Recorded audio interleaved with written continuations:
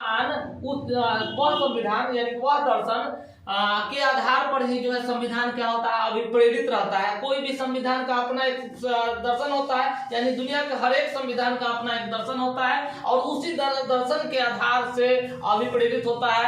अर्थात जो है हर संविधान का दर्शन उस संविधान की आधारशिला होती है और इसमें उसके लक्ष्यों, आकांक्षाओं, उद्देश्यों, मूल्यों और नैतिक विचारों का उल्लेख होता है। एक तो मतलब जो है कि भाई उसके अंदर जो है उसके आदर्श लक्ष्य, हाँ, उद्देश्य, आदर्श, लक्ष्य, उद्देश्य, नैतिकता, मूल्य पर आधारित जो है ना दर्शन होता है। बताएगा क्या? हाँ। अब जो है आप जो है इतना जब आप कर दीजिएगा कि भाई बता दिए कि भाई दुनिया के हर संविधान का एक दर्शन है, वो दर्शन में जो है ना वो आधारशिला है, उससे अभिप्रेरित है। मात्र हम 3 लाइन बोले कि एक तो कि दुनिया का हर संविधान का दर्शन होता है, वो दर्शन जो है उस संविधान का जो है आधारशिला होता है। भूमिका है ना दर्शन जब शुरू करेंगे तब, ठीक ना? आप दर्शन जब प्रस्तावना के भूमिका लिखेंगे तो ये है, लेकिन जब दर्शन शुरू करेंगे भाई जो है ना दर्शन जो है ना प्रस्तावना को संविधान का दर्शन कहा गया है। प्रस्तावना में प्रतिष्ठित जो है ना दर्शन से आप क्या समझते हैं या दर्शन का क्या अभिप्राय है, तो वहां पे हम लिखना शुरू करेंगे कि भैया जो है प्रत्येक संविधान का अपना एक दर्शन होता है, दर्शन उसका आधारशिला होता है और उसी से जो है वह संविधान अभिप्रेरित होता है और उसी के द्वारा शासित होता है। अब इसमें उसके मूल्यों, नैतिकताओं, आदर्शों और उद्देश्यों, आकांक्षाओं का प्रतिबिंबन होता है, इतना लिख करके। और उसके बाद में लिखना है कि भैया जो है ना इसमें जो है ना मैंने आपका जो है आप हो गया कि मतलब जो है ना उद्देश्य उठा दिए जो भी है मैंने मैंने हम भारत के लोग यानी भारत के जो है ना यह साबित करता है कि जो है ना भारतीय संविधान जो है दर्शाता है कि यहाँ जो है सर्वोपरि जनता है। उसके बाद में जो है ना संपूर्ण प्रभुत्व संपन्न समाजवादी लोकतंत्रात्मक गणराज्य, ये सारा चीज जो है समानता, स्वतंत्रता, बंधुत्व, ये सारा चित्र व्यक्ति की गरिमा, राष्ट्र की एकता तथा अखंडता सबके 2 लाइन में वर्णन कर देना है। उसके बाद में फिर उसके महत्व वाला में आ जाना है। तो महत्व के में जो है ना खाली 4 गो फैक्टर हम जो है आप लोग को जोड़ने के लिए कहे हैं। वो 4 गो जो है प्रस्तावना के 4 गो तत्व कौन-सी है? प्रस्तावना के 4 गो तत्व कौन-सी है? तो पहला तत्व जो है ना स्रोत है और महत्व में है। महत्व में लिखेंगे ना तो महत्व में लिखेंगे कि संविधान प्रस्तावना के स्रोत, हाँ, प्रस्तावना के 4 मूल तत्व, प्रस्तावना के 4 मूल तत्व इसके महत्व को निरूपित करता है या दर्शाता है। एक में वो स्रोत हो गया, दूसरा हो गया प्रकृति हो गया, हाँ, दूसरा का प्रकृति या स्वरूप, और उसके बाद में जो है तीसरा का जो हो गया आपका उद्देश्य, और चौथा हो गया आपका जो है तिथि, ठीक ना? बस यही 4 गो तत्व लिख देना है और ओकरा बाद में फिर लिखना है कि भाई संविधान का व्याख्या करने में मददगार है। उसके बाद में इसका जो है ना आसानी से जो है ना इसको समझने में आसान है। उसके बाद में संविधान की व्याख्या करता जो है इसका सहारा लेते हैं, वो सारा चीज तो आप लोग जानते हैं। तो ये हो गया। अब सुनिए भाई चलिए कृषि दर्शन यार कुछ एक राज्य के नीति निर्देशक तत्व में बस हमको 1 लाइन लिखवा दीजिए कि 39 का कॉम क्या है इसको। बस अनुच्छेद देखिए आप सब लोग का फिर से रिवीजन हो जाएगा। यानी कि जो है ना 36 में राज्य की परिभाषा दिया गया है। 36 में क्या है? राज्य की परिभाषा। 37 में जो है ना आपको परिवर्तन, इसमें न्याय में 37 में लिखा गया है कि यह न्यायालय में न्यायालय में परिवर्तनीय न होते हुए भी, न्यायालय में परिवर्तनीय न होते हुए भी ये क्या है? तो भारतीय शासन की मूल है। ये 37 में हो गया है। 38 में लोक कल्याणकारी राज्य की अवधारणा, लोक कल्याणकारी राज्य की अवधारणा। उसके बाद में 39 हो गया। तो 39 के क में नहीं आजीविका, 39 के क में जो है स्त्री और पुरुष के लिए आजीविका का साधन उपलब्ध कराना है। आजीविका के साधन किसके लिए? तो स्त्री और पुरुष के लिए। ख में क्या है? तो धन के जो है समान वितरण, भौतिक संसाधनों का समान वितरण होता है, ठीक ना? भौतिक संसाधनों का समान वितरण होता है, भौतिक संसाधनों का समान वितरण। गांव में कुछ होता है कि जो है ना धन और उत्पादन के जितने साधन है उसका सकेंद्रण न हो। आप बताए थे उसके मतलब जो है ना सकेंद्रण को रोकना, सकेंद्रण को रोकना है, ठीक ना। अब उसके बाद में घर में कुछ है तो समान कार्य समान वेतन, समान कार्य समान वेतन। और उसके बाद में जो है अंग कुछ है तो अंग में आ गया स्त्री और बालकों के सुकुमारा अवस्था, स्त्री और बालकों के सुकुमारा अवस्था का दुरुपयोग न हो, इस बात पर ध्यान दिया गया है कि स्त्री और किसको बालक को ऐसा जगह नहीं लगा दीजिए कि जिससे उसका सुकुमारत्व खत्म हो जाए। वो स्त्री है तो पुरुष के समान उसको माने ये सारा चीज हुआ, इस दो चीज के जो है सुकुमारत्व जो है ना की रक्षा करना है, सुकुमारत्व,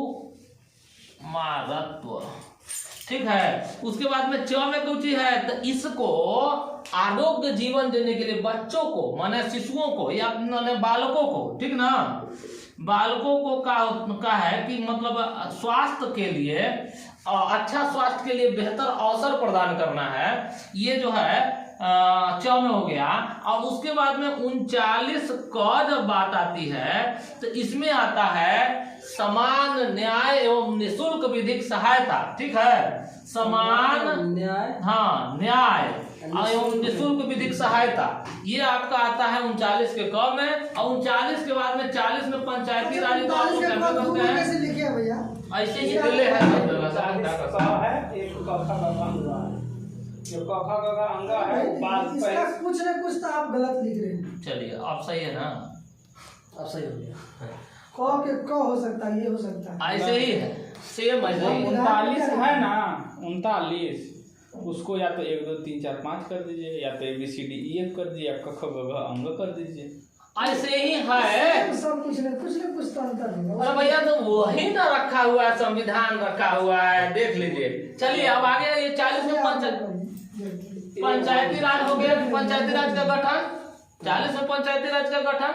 और 41 में जो है ना क्या कहा गया है कि 41 में 4 विशेष अवस्था में लोक सहायता पाने का अधिकार, इसमें 4 गो बी है, बुढ़ापा, विकलांगता, बीमारी और बेरोजगारी, ये जो है ना विशेष अवस्था हो गया। तो विशेष अवस्था में लोक सहायता पाने का अधिकार। उसके बाद में 42 में है कि कार्यों के न्यायोचित एवं मानवोचित दशा और प्रसूति सहायता, ये 42 में हो गया, ठीक ना, प्रसूति सहायता। अब उस कार्यों के मानवोचित एवं न्यायोचित, कार्यों के मानवोचित एवं न्यायोचित, कार्यों के मानवोचित एवं न्यायोचित दशा एवं प्रसूति सहायता 42 में। 43 में क्या होता है तो 43 में जो है ना आपका कर्मकारों के निर्वाह मजदूरी और कुटीर उद्योग की स्थापना 43 में है। कर्मकारों के निर्वाह मजदूरी एवं कुटीर उद्योग की स्थापना 43 के ए में हो गया। उद्योगों के प्रबंधन में मजदूरों की भागीदारी 44 में समान सिविल संहिता हो गया। 45 में 6 वर्ष तक के बच्चों को मनरेगा का अनुच्छेद किस में होगा तो यही है माने 43 में। अब उसके बाद में जो है होता है कि आपका जो है प्रसूति सहायता हो गया, कर्मकारों की मजदूरी हो गया। उसके बाद में 43 के में हो गया या ए में कि भैया उद्योगों के प्रबंधन में मजदूरों की भागीदारी। 44 में समान सिविल संहिता हो गया। 45 में 6 वर्ष तक के बच्चों को जो है आरोग्य एवं शिक्षा का जो है प्रबंध करना है। 45 में हाँ 45 में 46 में जो है ना SC ST OBC यानी विशेष वर्गों के लिए कुछ विशेष प्रावधान। और उसके बाद में 47 में जो है ना लोक स्वास्थ्य को ऊपर उठाना, मादक पदार्थों पर प्रतिबंध लगाना। 48 में जो है ना कृषि एवं पशुपालन। और उसके बाद में जो है ना पशु बलि निषेध। और उसके बाद में 48 के क्रम में पर्यावरण एवं वन्य जीव आदि का संरक्षण। और उसके 49 में जो है ना राष्ट्रीय स्मारकों का संरक्षण। 50 में हो गया कार्यपालिका न्यायपालिका का पृथक्करण। 51 में हो गया अंतर्राष्ट्रीय शांति एवं सुरक्षा। ये आपका जो है ना हो गया सब जो है अनुच्छेद जो नीति निर्देशक तत्व के था। ठीक है। अब आपको जानकारी राज्य की स्थापना है, देश का विशेष सही है। सिद्धांतों के पीछे जनमत की शक्ति है, ठीक है। सिद्धांत के पीछे जनमत की शक्ति, कोई भी जो मतलब आप लाते हैं सिद्धांत, तो उसमें अपने का जनमत, जनता का विशेष ख्याल रखते हैं। राज्यों के लक्ष्य और उद्देश्यों की जानकारी का आधार पर जो राज्य का लक्ष्य है, उद्देश्य है, कोई राज्य अपना क्या लक्ष्य निर्धारित करता है, इसका जो है सो विशेष जानकारी के लिए डीपीएसपी पर निर्भर रहता है कि हम डीपीएसपी के हिसाब से अपने राज्य का उद्देश्य लक्ष्य निर्धारित करेंगे। देश के विकास की दिशा समान बनी रहेगी। यदि डीपीएसपी का महत्व विशेष रूप से दिया जाएगा तो देश में जैसे विकास की दिशा समान बनी रहेगी। सब राज्य डीपीएसपी पर विशेष ध्यान देगा तो विकास समान रहेगा एक तरह से। देश में एकता का विकास भी होगा। यदि डीपीएसपी सब राज्य लागू करता है सही से तो देश में एकता का विकास भी होगा। शासन के मूल्यांकन का ये आधार है। कोई भी शासन व्यवस्था है, अच्छा है या बुरा है, इसकी मूल्यांकन का आधार है। ये डीपीएसपी से पता चल जाता है। आप सही से लागू कर रहे तो आपका शासन व्यवस्था अच्छा है, अगर नहीं लागू कर रहे तो आपका शासन व्यवस्था खराब है। तो सरकार मतलब सरकार का शासन का मूल्यांकन हाँ, शासन में मूल्यांकन का आधार या सरकार में शासन का मूल्यांकन, दोनों एक ही बात है। संविधान की व्याख्या में सहायक है। डीपीएसपी जो संविधान की व्याख्या भी करता है। न्यायालयों के लिए मार्गदर्शक का काम करता है। न्यायालयों के लिए मार्गदर्शक का काम करता है। किसे करेगा? न्यायालय के लिए मार्गदर्शक का काम जैसे क्या किया कि सरकार जो है ना अधिनियम बना दिया जरा से जो है ना वो जो क्योंकि डीपीएसपी न्यायालय में नहीं जाएगा, तो न्यायालय में नहीं जाएगा तो राज्य ऐसा कानून बनाएगा ना जो डीपीएसपी के लिए न्यायालय को हस्तक्षेप करने की जरूरतें नहीं पड़े। नहीं एक आध दो बात इसमें सिंपल है जो आप लोग को याद रखने के लिए बोल रहे हैं कि जैसे ही इंदिरा गांधी बैंकों का राष्ट्रीयकरण कर रही थी तो उस समय जो है कही कि भैया तू पैसे तो हम अधिग्रहण तो कर रहे हैं, पैसा देंगे 10 साल में देंगे।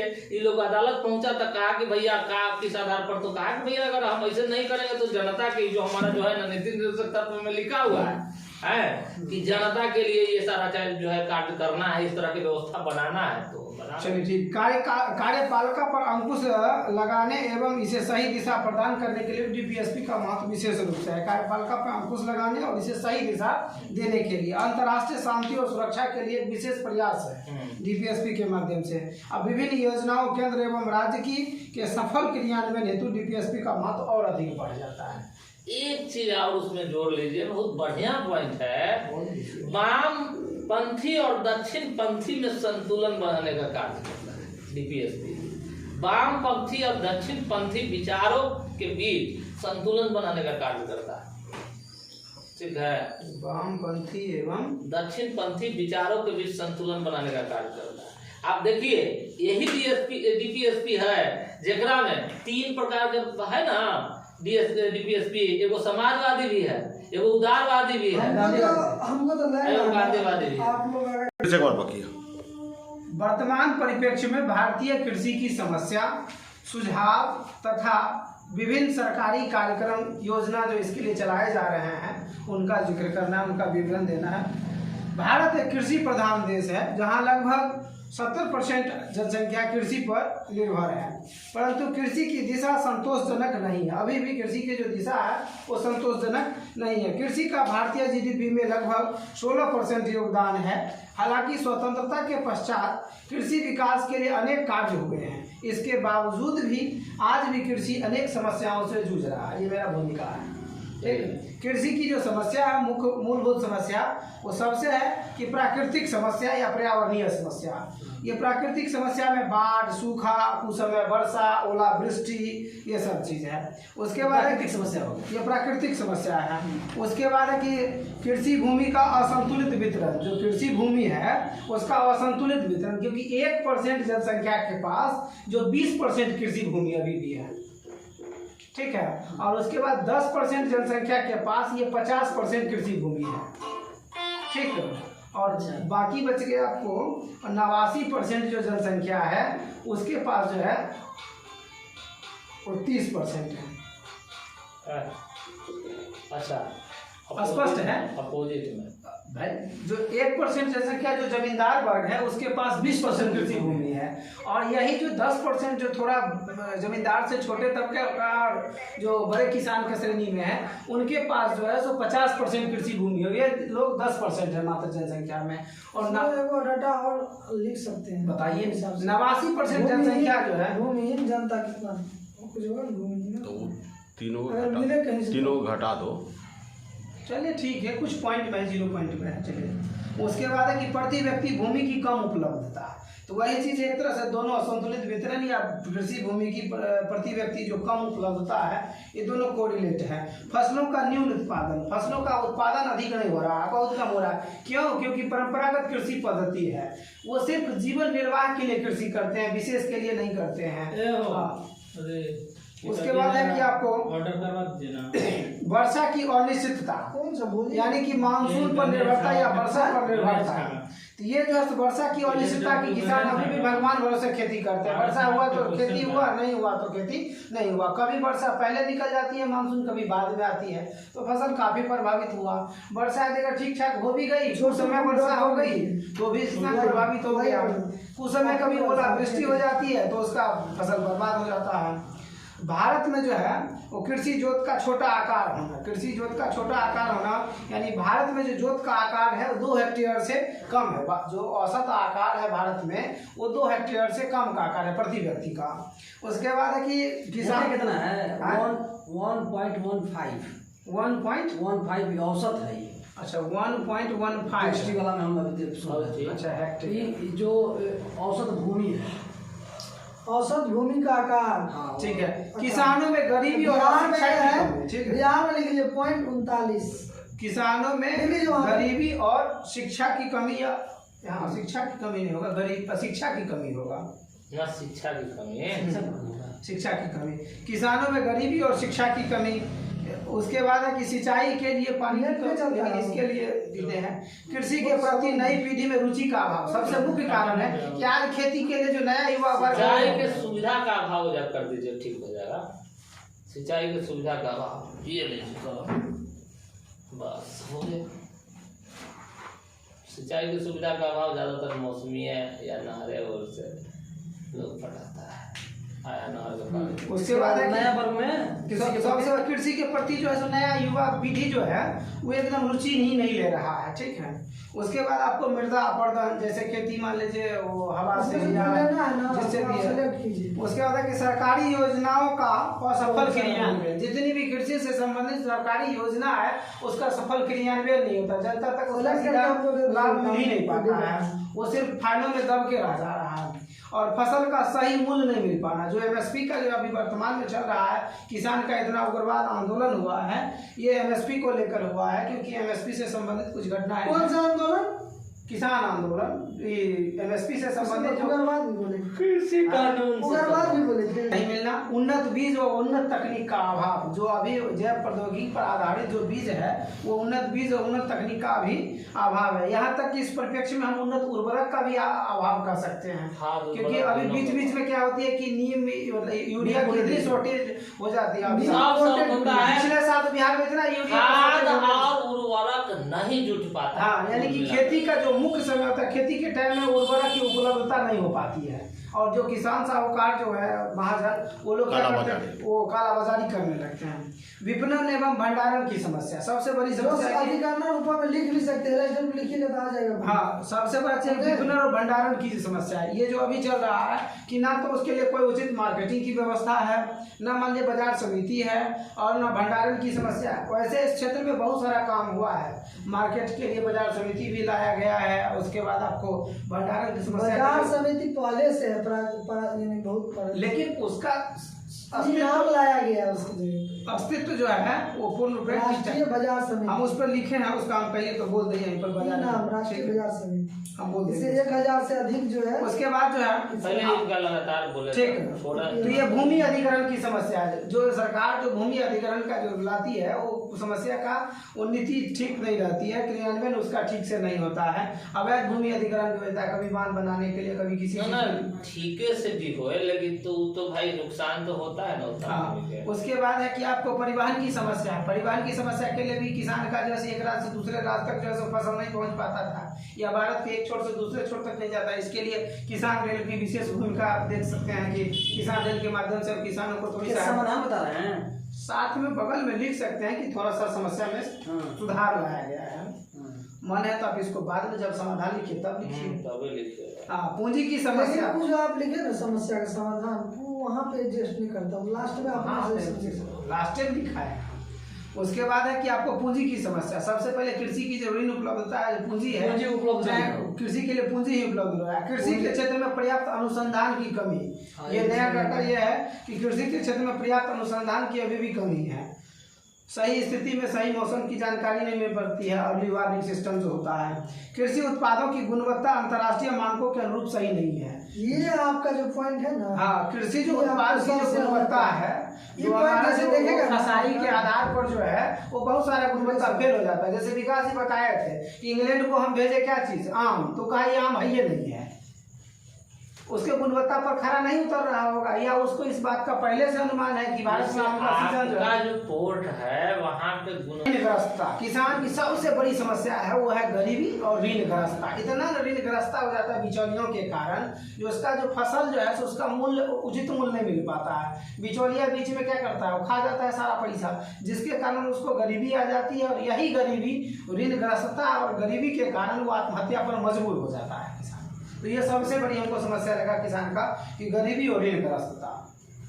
उसके बाद है कि समस्या को दूर करने के उपाय जो है, तो ऐसे उपरोक्त समस्याओं को दूर करने के लिए विभिन्न सुझाव है। ये सुझाव ये है कि समुचित जल प्रबंधन किया जाए। यही मिलता है यार। कृषि की समस्या को दूर करने के लिए समुचित जल प्रबंधन किया जाए, ठीक है। वर्षा जल का संग्रहण किया जाए, बेहतर सिंचाई नीति लाया जाए, ठीक है। उसके नदी जोड़ो परियोजना का जो है सो उचित क्रियान्वयन हो। अभी हाल ही में बिहार सरकार नदी जोड़ो परियोजना पर विशेष ध्यान दे रही है। दो योजना बागमती और गंडक का, उसका कोसी और मेची का जो है उन्होंने किया। उसके बाद है कि उचित तथा पर्याप्त साफ सुविधा दिया जाए। उसके बाद भंडारण और विपणन की उचित व्यवस्था जो है, ये भंडारण और विपणन की उचित व्यवस्था की जाए। वित्तीय समावेशन पर जोर दिया जाए, वित्तीय समावेशन पर जोर दिया जाए।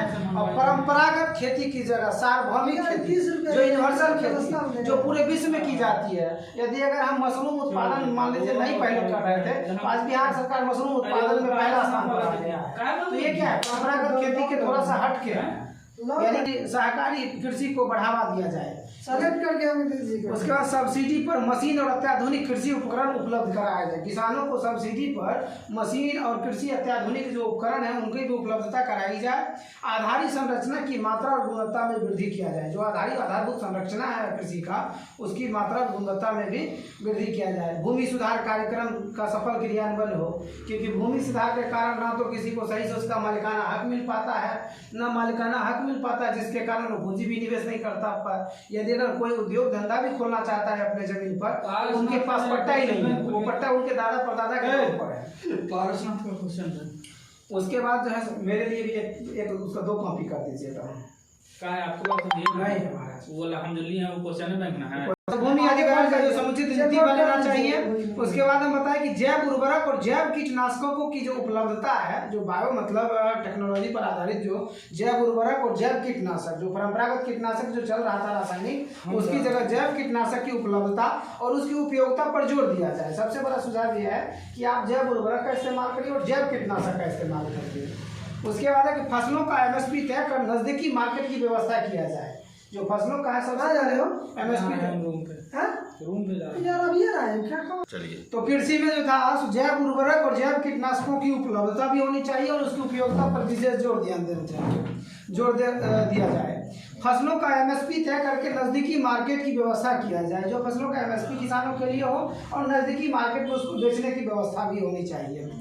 कृषि को उद्योग का दर्जा दिया जाना चाहिए। सबसे बड़ी चीज की कृषि को उद्योग का दर्जा नहीं है। कहीं कोई राज्य कृषि का उद्योग का दर्जा दिया है। महाराष्ट्र और पंजाब जो है, बोलिए। पंजाब और महाराष्ट्र में ये जो है उद्योग का दर्जा वाला लागू है, ठीक है। बिहार में भी जो है मिला है दर्जा, बिहार में भी अभी हाल गुड़ में बनाने वाला के बिहार में MSP लागू नहीं ना है। पूर्ण रूप कुछ नहीं में लागू है।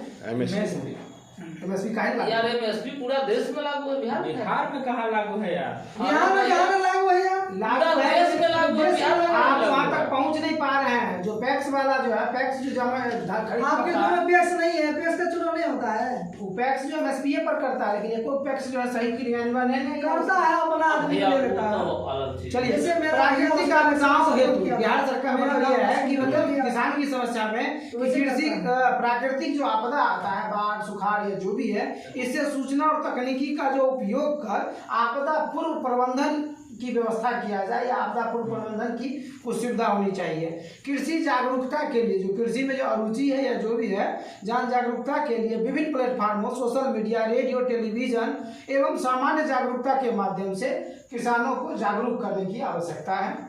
और विभिन्न देशों की प्रौद्योगिकी एवं कृषि में अन्य सहायता हेतु समझौता ज्ञापन का सफल क्रियान्वयन भी होना बहुत जरूरी है, कि जो दूसरे देश का टेक्नोलॉजी है या कृषि है वो कैसे चल रहा है, इसके लिए आगे बढ़ के देश को या राज्य को एक दूसरे के साथ मिलकर समझौता ज्ञापन भी करने की आवश्यकता है। उसके बाद है कि सरकार द्वारा चलाई जा रही विभिन्न योजना, ये सब जितनी है इन पर कुछ ना कुछ काम हुआ है। ये निष्कर्ष में हम वो बात कंक्लूड करते हैं जो आप बोले हैं। तो सरकार द्वारा जो केंद्र सरकार की योजना है, जैसे 2007 में राष्ट्रीय कृषक नीति बनाई गई थी, उसके बाद जो जैविक खेती को बढ़ावा दिया जाना जाए, लिखते जाइए। ठीक है, ये जो है 2007 में जो है वो राष्ट्रीय कृषि नीति बनाई गई, राष्ट्रीय कृषि नीति बनाई गई थी। और उसके बाद जो है सो नेक्स्ट हो गया कि जैविक जो खेती के लिए जैविक खेती को बढ़ावा दिया जा रहा है, द्वितीय हरित क्रांति के उपलक्ष्य में बढ़ावा दिया के माध्यम से दिया जाना। उसके बाद है कि सोयल कार्ड और किसान कॉल सेंटर की व्यवस्था, जो ये मृदा स्वास्थ्य कार्ड जो बनाया अभी केंद्र सरकार की योजना है, मृदा स्वास्थ्य 2016 में स्वास्थ्य कार्ड। और उसके बाद जो है सो किसान कॉल सेंटर, डीडी किसान चैनल, कॉल सेंटर, डीडी किसान से अरे लिखा हुआ है डीडी किसान सेंटर, डीडी किसान चैनल, सॉरी हाँ, जो ये मृदा स्वास्थ्य कार्ड है। उसके बाद जो आपको किसान कॉल सेंटर और डीडी किसान चैनल, ये सब चीज जो है ये केंद्र सरकार की चलाई जा रही है। उसके बाद पीएम कृषि सिंचाई योजना, ये जो है सो प्रधानमंत्री पीएम कुसुम योजना कृषि सिंचाई, वो राजस्थान में है। यार पूरे भारत में लागू है पीएम कुसुम।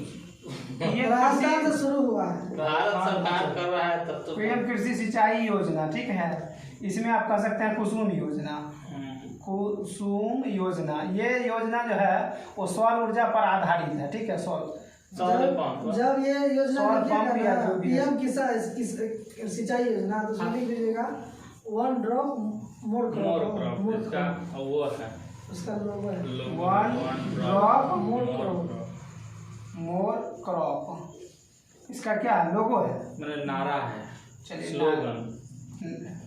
स्लोगन ये नारा है, ठीक है, कि 1 ड्रॉप मोर क्रॉप। उसके बाद जो है सो खतरनाक रसायन के दुष्प्रभाव से बचने के लिए नीम कोटेड यूरिया की जो चलाया जा रहा है, जैविक उर्वरक वही नीम कटेड यूरिया, सही है।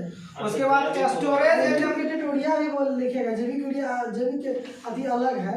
स्टोरेज एवं फूड प्रोसेसिंग ढांचा पर विकास, जो अभी मुजफ्फरपुर में या जहाँ भी फूड किसान संपदा योजना लिखिए, उसी के अंतर्गत आता है, लिखे किसान संपदा, लिखे हुए हैं लास्ट तो वही उसी के अंतर्गत नहीं आता है। जानते थे, जितना आपको जितना पता मिला और किसान संपदा योजना के अंतर्गत ही उसके खाद्य प्रसंस्करण, ठीक है, तो उसमें कोल्ड स्टोरेज आ जाता है किसान सब आ जाता है। चलिए, ई नाम जो है सो ये इलेक्ट्रिक नेशनल एग्रीकल्चर मार्केट जो है वो है आपको, और एपीएमसी एक्ट का लाया जाना, ये राष्ट्रीय कृषि बाजार है। ई नाम जो है ENAM नाम एक योजना है, ये जो है राष्ट्रीय कृषि बाजार राष्ट्रीय कृषि बाजार, हाँ, इलेक्ट्रॉनिक राष्ट्रीय एग्रीकल्चर मार्केट 2015 में आया था। ऐसे 1000 से अधिक एपीएमसी को जोड़ा जा चुका है।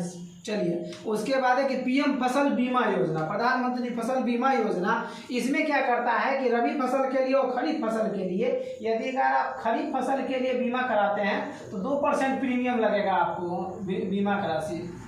रबी के लिए है ना, या रबी के लिए जो है सो 1.5%, रबी फसल बागवानी के लिए 1.5% जो प्रीमियम राशि आपको देके आप इसका बीमा बागवानी के लिए करवा सकते हैं। 5%। नहीं पता हमको, जो नहीं अच्छा पता।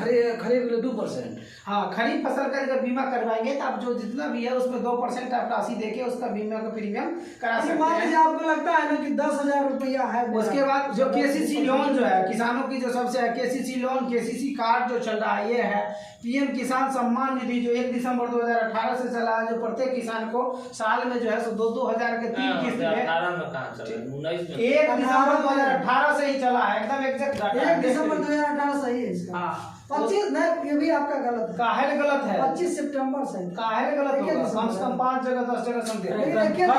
इसमें जो है सो सरकार को एक वर्ष में 6,000 रुपए का वार्षिक राशि जो है ये 6,000 रुपए उपलब्ध कराती है।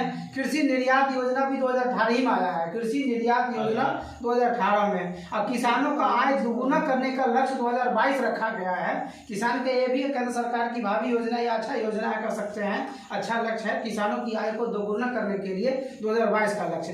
पीएम अन्नदाता आय संरक्षण अभियान, पीएम अन्नदाता आय संरक्षण अभियान। और लिख दीजिएगा तो आपको किसान 32 नंबर से कम नहीं मिलेगा। किसान रेल योजना, ठीक है, किसान रेल योजना या किसान रेल कार्यक्रम जो कह सकते हैं, जो एक दूसरे राज्य को जोड़ने के लिए एक फसल दूसरे राज्य में जाए तो किसान रेल, जो देवलाली से दानापुर या जो भी चल रहा है, अभी तो 100-200 किसान रेल चल चुका है।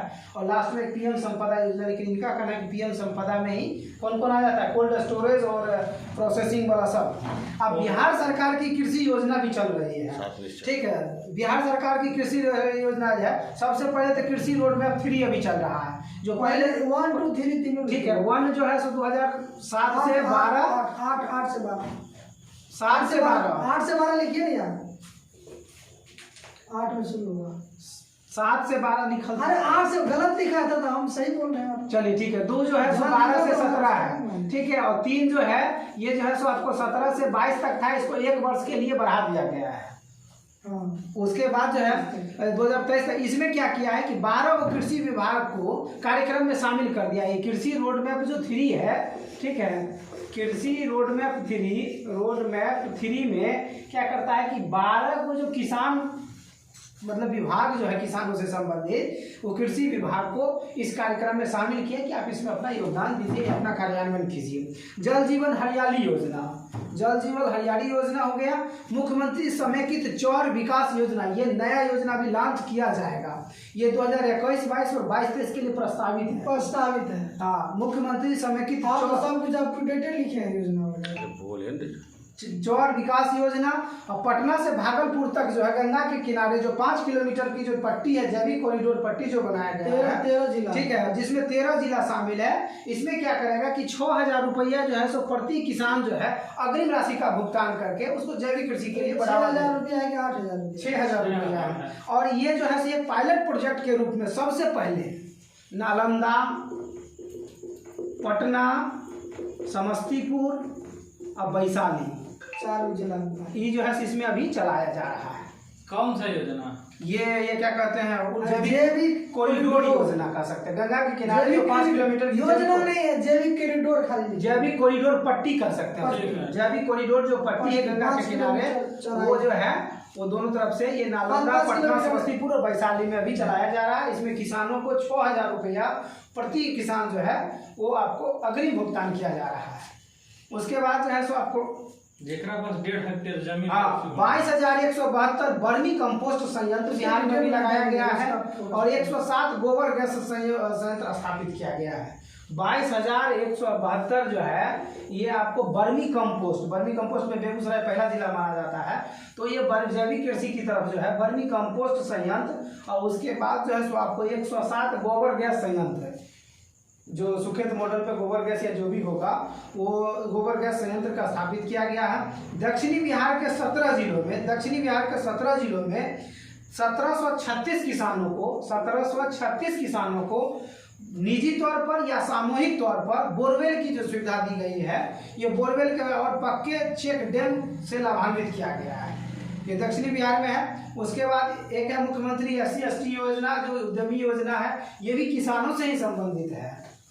मुख्यमंत्री SC/ST उद्यमी योजना, ये भी किसान से संबंधित है। किसान से इसलिए है ना कि फूड प्रोसेसिंग का प्लांट लगा सकते हैं। हाँ, तो उसमें तो बिहार राज्य मुख्यमंत्री बिहार राज्य फसल बीमा योजना भी चल रहा है। जैसे पीएम फसल बीमा उद्यमी योजना है ना, वो किसान से वो अलग है। उसके बाद है कि वो अलग नहीं है, वो भी फूड प्रोसेसिंग उसमें मिला हो सकता है। बिहार राज्य फसल बीमा योजना भी बिहार में कार्यरत है और बिहार में अभी कृषि विज्ञान केंद्र की स्थापना की गई है हाल में, पूर्वी चंपारण और मुजफ्फरपुर में कृषि विज्ञान केंद्र और farm machinery testing and training institute ये पूसा में भी खोला गया है। ये टेक्नोलॉजी पर थोड़ा विशेष वानिकी कॉलेज भी डाल दो उसमें, वानिकी कॉलेज डाल देंगे, इसमें क्या वानिकी कॉलेज मुंगेर में खोला गया है। काहे कि वो भी अभी भैया बिहार का पहला है। अरे वैसे 4 गुना खोलल गेल है प्रबंधन के लिए, पटना में, आरा में। हाँ बहुत है, समझ बहुत। उसके बाद ना लिख दिए ना, अगर चौथा याद नहीं रहेगा।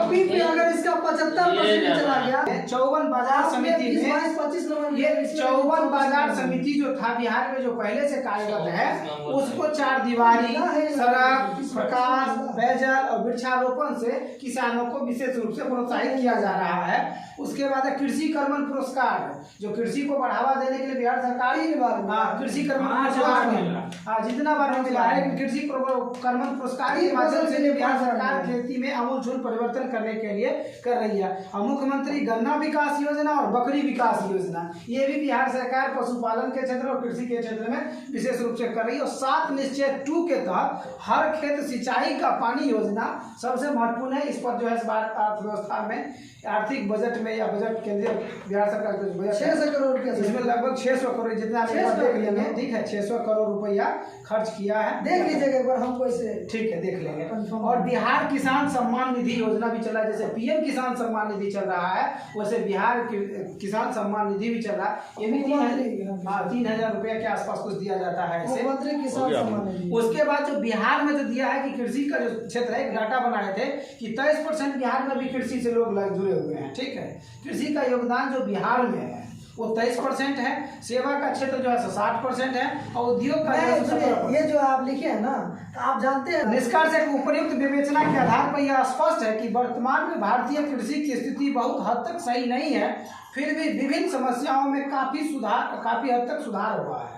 केंद्र सरकार एवं बिहार सरकार एक साथ मिलकर कृषि के विकास के लिए संरचनात्मक, संस्थागत एवं आर्थिक प्रयास किए हैं जो काफी सराहनीय है तथा इन योजनाओं को जमीनी स्तर पर सफल क्रियान्वयन के लिए अभी और ठोस कदम उठाने की आवश्यकता है। लाइए हम फोटो खींच लेते हैं।